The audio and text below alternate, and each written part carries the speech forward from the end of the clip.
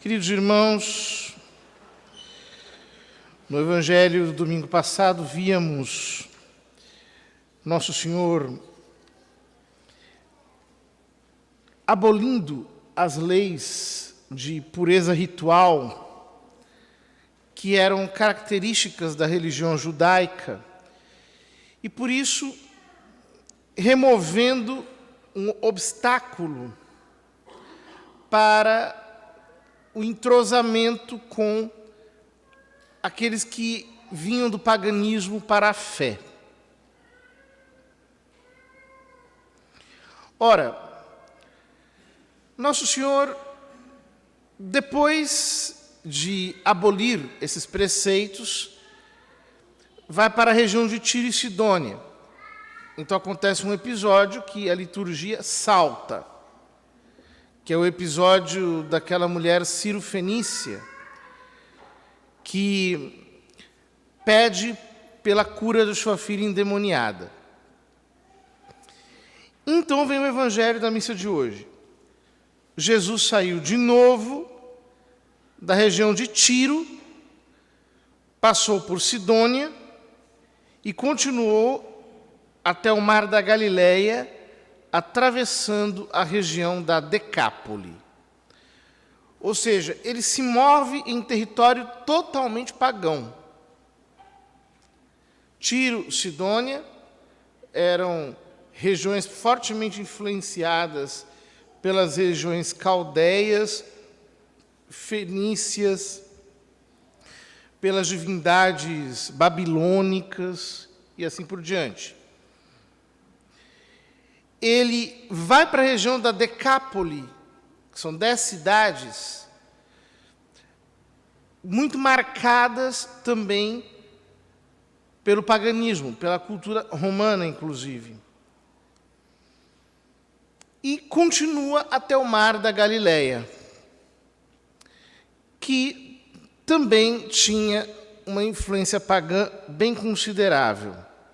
Não eram, digamos assim, judeus com pedigree, que vivessem de uma maneira muito minuciosa a lei judaica.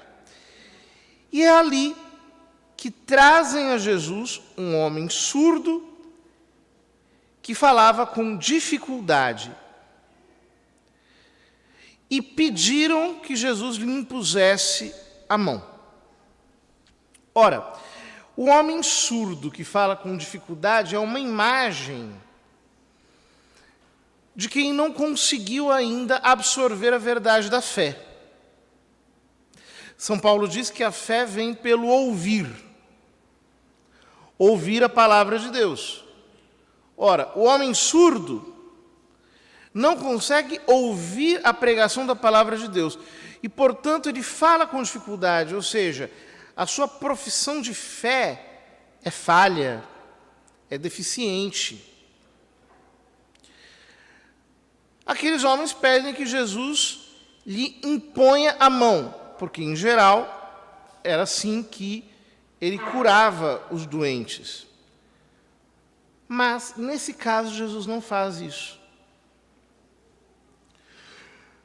Jesus afastou-se com o homem para fora da multidão. Por quê? Porque existem casos que precisam ser tratados individualmente. Não dá para tratar com todo mundo. Existem pessoas que estão, digamos, de tal modo incapacitadas para a verdade que precisam de um tratamento individual. Então Jesus começa a fazer uma série de gestos muito curiosos. Primeiro ele coloca o dedo nos ouvidos. Depois ele cospe e com a saliva toca na língua do homem. Ora, para nós que temos uma cultura tão limpinha, tão polida, tão asséptica, chega a ser incompreensível essa gestualidade de Jesus. Mas naquele tempo não era assim. Mas, com essa gestualidade, Jesus mostra que um homem ensurdecido só pode ser sarado de dentro para fora. Então ele precisa tocar dentro dos ouvidos, ele precisa tocar com a saliva a língua dele, ou seja, ele precisa abri-lo, indo ao seu interior, como alguém que vai destravando uma porta. Então, olhando para o céu, ele suspirou e disse, Efatá, uma palavra aramaica, que quer dizer abre-te. Ou seja, Jesus olha para o céu para nos mostrar que a intervenção vem de lá, vem de Deus. Ele suspira como quem recebe o sopro novamente. Nós lembramos que quando Deus criou Adão, ele soprou em suas narinas o espírito vivente. Ou seja, Jesus está recriando aquele homem. E ele diz, abre-te. E imediatamente seus ouvidos se abriram, sua língua se soltou e ele começou a falar sem dificuldade. Ora, se nós fôssemos aplicar esse milagre às nossas circunstâncias, nós veríamos, queridos irmãos, que nós estamos no meio de uma imensa confusão. Assim como Jesus que atravessa Tiro, Sidônia, a região da Decápole, até chegar na Galileia, nós estamos atravessando por um período extremamente conturbado da história, em que há muita gente confusa e muita gente doida. Pessoas que estão completamente surdas, porque absorveram ideologias através dos meios de comunicação, através de instituições de ensino, através de desinformantes, e que exatamente por isso não conseguem professar claramente a fé, apesar de serem católicas. Eu fico impressionado com isso. Como existem pessoas que, apesar de serem católicas, conciliam ideologias incompatíveis com a fé cristã.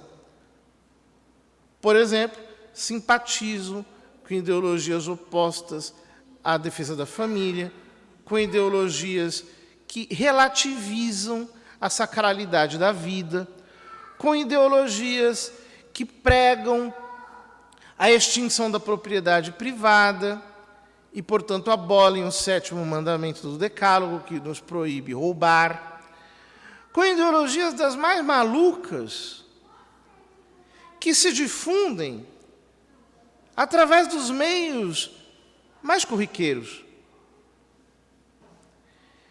Então, conseguem inverter a realidade de tal modo que defendem, por exemplo, a liberdade, mas respaldando regimes tirânicos, ditatoriais, sangrentos, que controlam o comportamento das pessoas, que se apresentam como protetores das liberdades, quando, na verdade, apenas estão reforçando despotismos, dos mais agressivos que a história jamais viu. São surdos. Não conseguem ouvir os outros, não conseguem ouvir a realidade, não conseguem ouvir o clamor das pessoas. E tapam os seus ouvidos com um filtro totalmente mentiroso que distorce aquilo que vem como exigência da realidade. E exatamente por causa da sua surdez se fanatizam. Nem todo fanatismo é agressivo, explicitamente. Eu tenho muito medo dos fanatismos com aparência de bem educados, que se travestem de sensatez, mas que são cheios de teimosia, são cheios de hostilização, que o tempo todo não dão tréguas, que são completamente obstinados, cegos. Ou seja, esta surdez fanatizante cria a dificuldade expressiva. A gente já não consegue mais se comunicar. Por quê? Porque já não se crê na verdade. Se crê apenas na conveniência. Então as pessoas noticiam aquilo que lhes convém, dão publicidade àquilo que favorece a sua causa. E a verdade, os fatos, ficam escondidos dos olhos da maior parte das pessoas. O que seria de nós se nós não tivéssemos meios de nos comunicar assim, individualmente, e de compartilhar fatos? A oficialidade deixou de ser veraz há bastante tempo. O que fazer com pessoas que se fanatizaram assim? Com pessoas que se ensurdeceram desse modo? Não adianta. Elas precisam sair da multidão. Ou seja, precisam ter a coragem de encarar as fantasmagorias que elas absorveram. É um processo difícil. É um processo muito amargo, porque é uma espécie de desaculturação, em que a pessoa precisa afastar-se daquele ambiente psicológico em que ela foi formada e que a condicionou de tal modo que ela não consegue enxergar nada para além daquilo. É preciso uma reforma interior. É preciso, portanto, permitir que Cristo coloque o dedo dentro dos ouvidos. É preciso permitir que o Evangelho faça uma invasão incômoda, ou seja, que ele pegue a saliva e coloque na nossa língua. Como isso é difícil! Como é difícil permitir que o Evangelho reforme as nossas mentes, as nossas ideologias. É difícil. É preciso ter uma sinceridade muito grande, é preciso permitir que Cristo penetre a nossa intimidade, que coloque as coisas num lugar e que muitas vezes nós sejamos humilhados pela verdade. Como é difícil uma pessoa, por exemplo, depois de 40, 50 anos, ter a franqueza, a sinceridade de dizer, eu me equivoquei, eu errei. Eu fui enganado e eu enganei. Eu respaldei o que era errado. Há que ter uma coragem muito grande, uma transparência moral e intelectual quase sobrenaturais. O homem não consegue fazer isso sem a ajuda de Deus. Porque supõe uma profunda humilhação, a qual quase ninguém está disposto a fazer. Isso que o Evangelho chama de metanoia, de reforma da mente, de alteração das convicções. quase ninguém quer fazer. Todo mundo prefere adaptar o Evangelho à sua própria ideologia. Ao invés de permitir que o Evangelho possa nos reformar por dentro. E então, quando aqueles que estão ideologizados são justamente os pregadores, aí é mais difícil ainda, porque a palavra se misturou de tal modo com a mentira que ela se tornou uma estrutura psíquica. Só Deus pode penetrar aí e mudar as coisas por dentro. Por isso é preciso olhar para o céu, porque só Deus pode realizar esse milagre. É necessário suspirar, ou seja, é preciso que nós recebamos o influxo do Espírito Santo. E que tenhamos a sinceridade de dizer, Senhor, eu quero conhecer a verdade, mesmo que eu tenha que reformar a minha mente por inteiro. Efatá. Abre-te. Ah, quanta gente é fechada. Quanta gente já nos olha de longe e já nos cataloga. Quantas pessoas se protegem na sua própria inércia e nos colocam dentro de uma redoma a fim de se protegerem da verdade que nasce do nosso coração. Há muitos que preferem contrariar os fatos